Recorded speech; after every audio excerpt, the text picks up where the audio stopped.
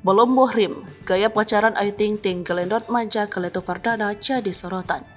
Baru saja gelar lamaran, kini Ayu Ting Ting dan Leto Fardana mulai berani pamer kemesraan. Terbukti baru-baru ini Leto Fardana mengunggah foto mesranya tengah berpacaran dengan Ayu Ting Ting. Terlihat dalam foto, Ayu Ting Ting tampak tersenyum bahagia di samping pujaan hatinya. Bahkan Ibu Bilqis ini tak malu bergelendot manja di lengan sang kekasih yang bakal menjadi suaminya. Dalam unggahan tersebut, Leto Fardana mengungkap rahasianya bisa dekat dan mencuri hati Ayu Ting Ting.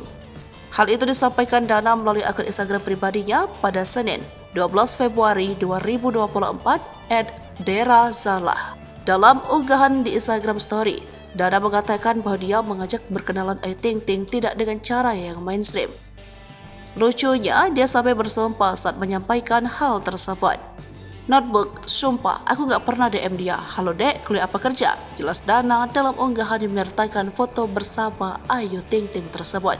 Lewat unggahan itu pula, Dana mengucapkan terima kasih atas doa dan harapannya, serta dukungan untuk hubungannya bersama Ayu Ting Ting.